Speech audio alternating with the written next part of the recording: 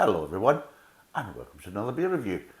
Now today we're on a pale ale, and we're on Atlantic pale ale from the Sharps Brewery in Cornwall. Ooh.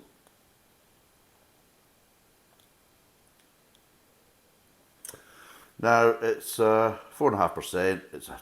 It says it's tropical and refreshing. Now I have tasted this beer, not on cask, but from the pump, from basically the draft pump.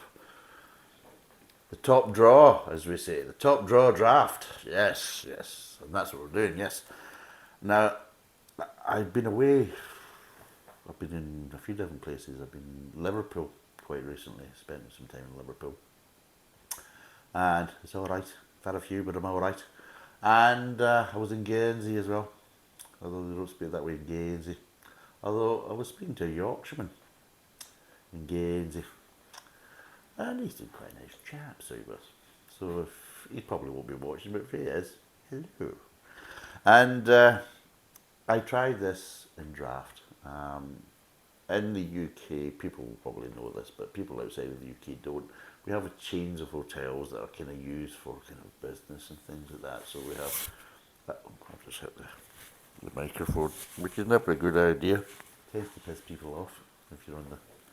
He keeps hitting the microphone. He's so unprofessional. And absolutely, I am.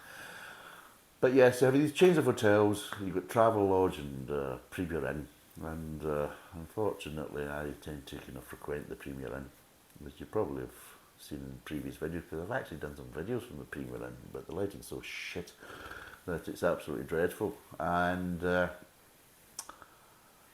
problem is with the Premier Inn is that they used to guarantee, a great night's sleep. The bed's bloody dreadful, so it is. I can't sleep in that. I can get, maybe the best I can get, 4.5 hours out the bed. And then basically, oh God, I just wake up stiff, sore and everything else. And I'm talking about, no, we're going to say muscles, but that doesn't actually really help things. I'm talking about the rear, the back, that type of stuff. Muscles, kind of just, oh God, I just cannot lie in this bloody bed any longer. And I need to get up and walk about and sit down in a different kind of position. And then once I've done that, I just don't want to go back.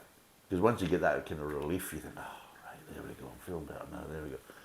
No, no way I'm going back to this. Fuck it. No, put YouTube on and watch some YouTube or something like that. So yeah. So you're waking up at 3, 4 o'clock in the morning, and then you're just kind of counting down to, well, breakfast starts at fucking 6. Well, I'll be the first one there. It's that type of thing. And, well, yeah, unfortunately, it's kind of like the restaurants attached to these hotels, well, they're kind of bog standard, kind of microwave restaurants, They'll cook the burgers fresh and the steak fresh, but everything else basically comes in a bowl in the bag, or basically shove it in the microwave and heat it up, type of nonsense. And of course, the array of beers aren't so great, but they did have Atlantic Pale Ale. It seems to be a popular one by Sharps right now that's kind of going round these type of hotels.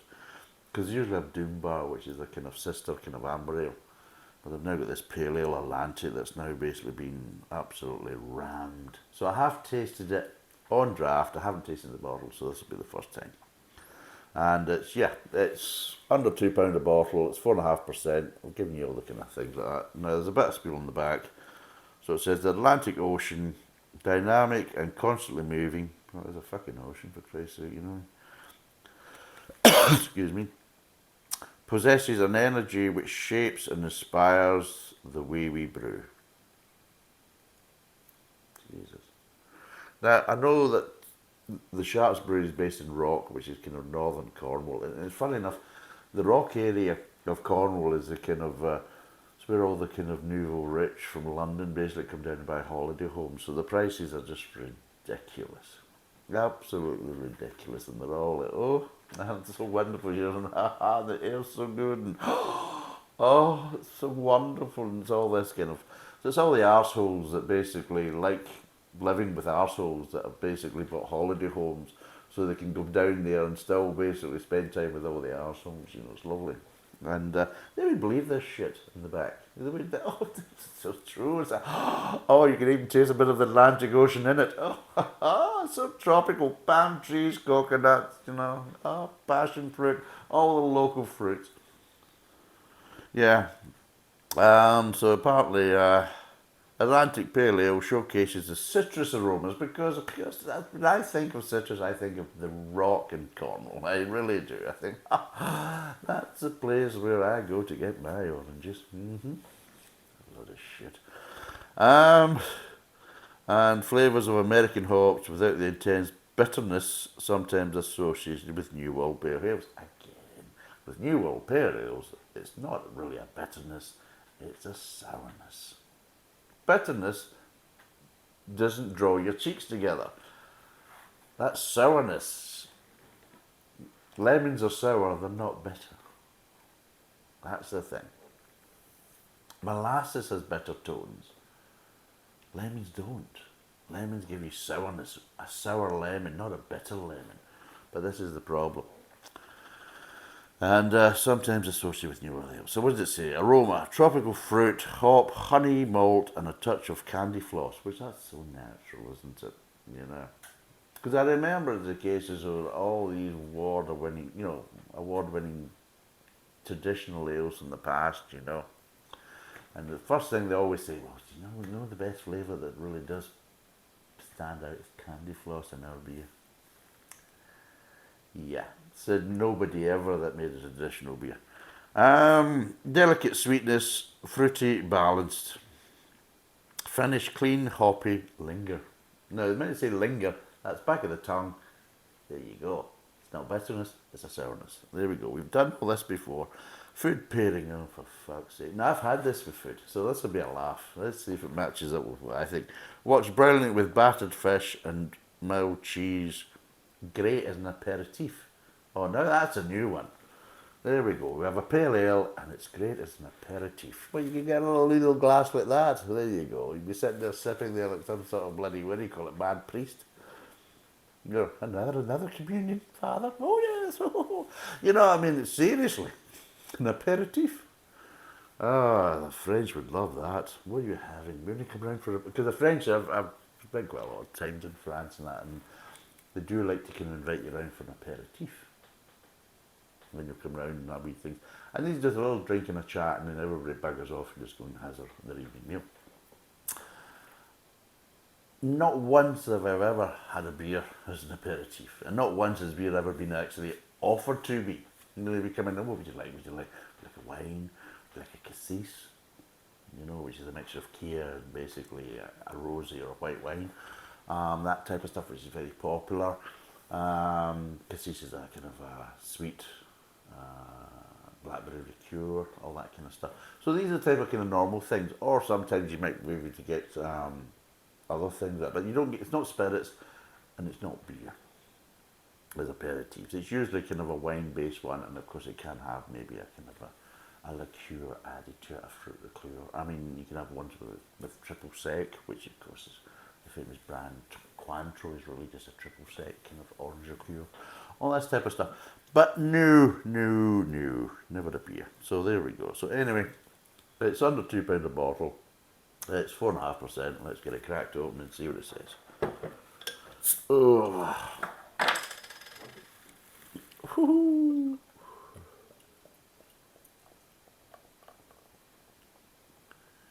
Ooh, there we go.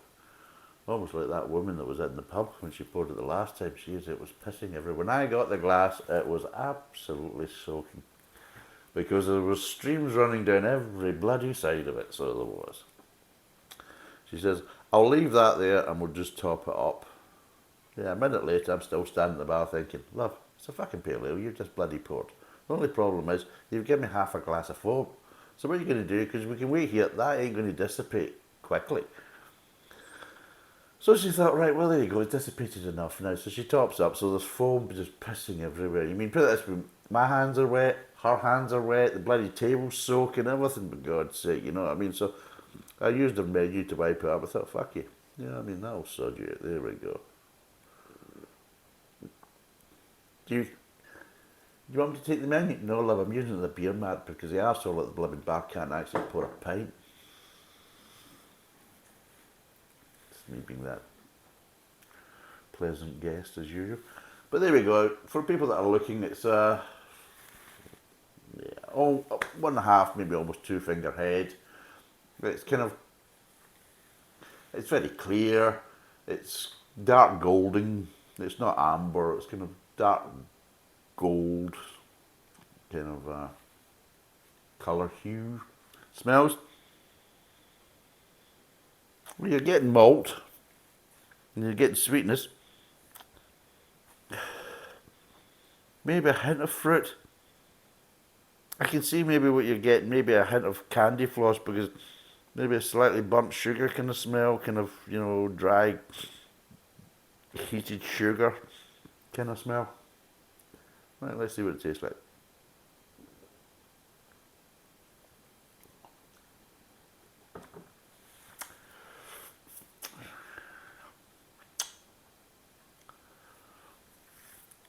A bit too sweet and a bit bland. That's what you're getting, there's a blandness to it.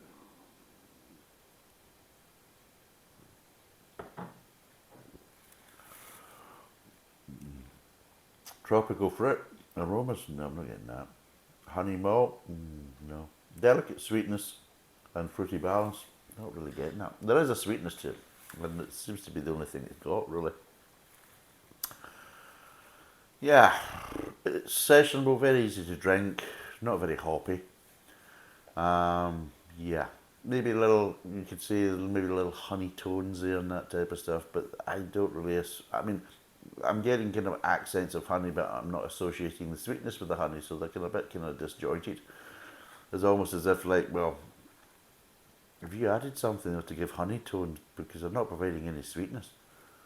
And even if you added honey, I'm going to assure you the yeast wouldn't take to it anyway, so I don't think it would basically, the yeast would be firing into the honey, because it certainly wouldn't.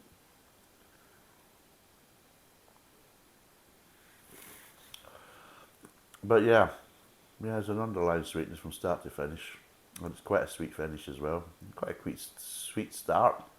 It kind of dies down a bit in the mid-tongue, which is fine, but it doesn't go down a step again in the aftertaste. It just kind of stays there, and it's like, well, that's a bit too much, because there's not really much else happening in the aftertaste, so you're really just getting sweetness, which is not a good look. And maybe that's why you're kind of associating it with candy floss, but with candy floss, well, it's sweet at the start, sweet in the middle, and sweet at the end.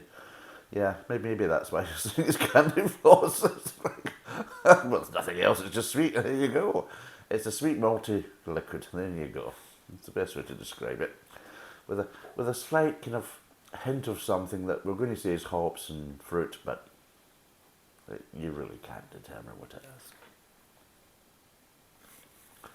So yeah, I'll be totally honest, it tastes slightly better in the draft than it does in the bottle. Not a bit much. But imagine I had one of these and I'm sitting there and thinking, and I'm looking at all the other piss water and I'm thinking, I don't want any of that, I don't want any of that. You know. I mean the usual shit, the Stellas and the Carlings and all this. I think, right, I'm going to have another glass of this.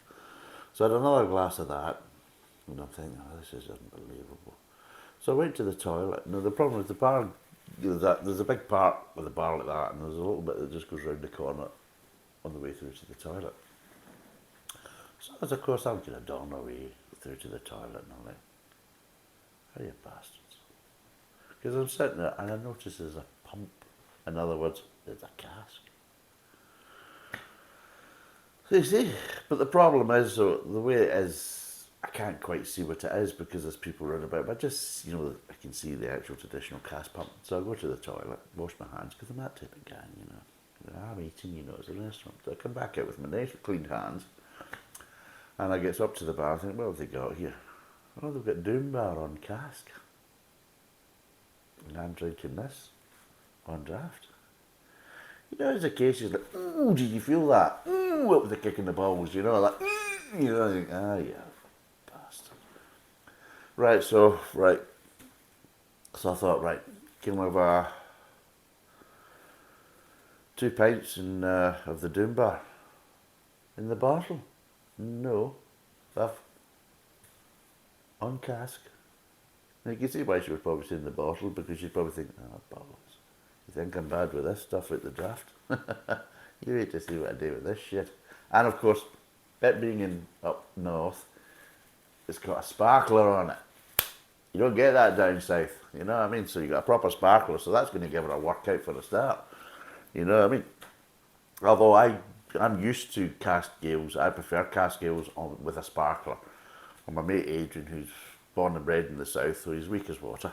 And if you're watching, get up, you. He'll appreciate that. You bastard, yeah, wicked. I'll show you. But yes, and yeah, traditionally they don't do it with a sparkler down here, so he's not a fan of the sparkler. But I like the sparkler. It gives that little bit of ooh, you know. And yeah, she had a great time pouring these 2 pints with the sparkler. It's quite fun in that type of stuff. Needless to say, I had to get another menu to use as a beer mat. And yeah, I enjoy. I mean, it's Dunbar. It's not a great beer as it is, and I'm sure Paisley people. So it's wonderful. It's great. Well, it's all right. It's not that good. It's an amber ale. It's all right, but it's quite malty. It's all right on cask. It's nothing great, but it's all right. It's better than this on draft. And so yes, I had a better night drinking them too. But the problem is because, of course, it's from the cask. It's sparkling really rather than carbonated. So yeah, I sagged them within seconds, really, to be totally honest. You know what I mean? I mean, the glass hardly touched my lips and I inhaled them, which is a normal thing when you get cask. You can get a long draw, as we say, a long draw when you're drinking on cask. You can't really get that when it's all this fizzy water nonsense. But anyway, this is fizzy water out the bottle. Right, let's break down the flavours. Starts off with a little bit of maltiness, a hint of grain, sweetness. Moving on to the mid-tongue, sweetness dissipates ever so slightly. Still got a bit of grain, maltiness, slightly kind of dissipating, kind of hanging about. You get a strange flavour, you're not really sure what it is. It's kind of an accent adjunct flavour, as they call it. But you can't really describe what it is. But the sweetness is still there, and it's probably still quite prominent. Aftertaste. Transition's over, and sweetness. That's all you're getting is really sweetness. The malt dissipates very quickly in the aftertaste. The grain, it's almost by the time it gets to the aftertaste, it's gone, and you're just left with this kind of sweetness. And there's that slight kind of adjunct flavour. It's died down in the aftertaste, but you can't really determine what it really is. It's not a kind of, you just can't define what it really is. It's just not clear enough. And yeah, all you're just kind of finishing off is kind of sweet water. There we go. Maybe a slight hint of bitterness, maybe ever so slight, maybe an accent at most. But yes, really quite just a very kind of sweet and bland aftertaste. Marks out of 10, what would I give this?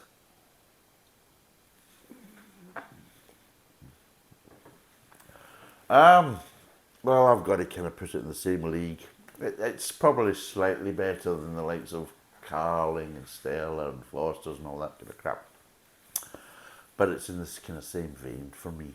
And it's strange where you have Dunbar on cask, which is its sister beer, the amber ale, but you don't have the pale ale on cask. A lamb ale should be ringing straight away, because it ain't good enough to put in cask. Waste of time from that point of view. So yes, normally I would give the likes of these cheap mass-produced lagers between 3 and 4.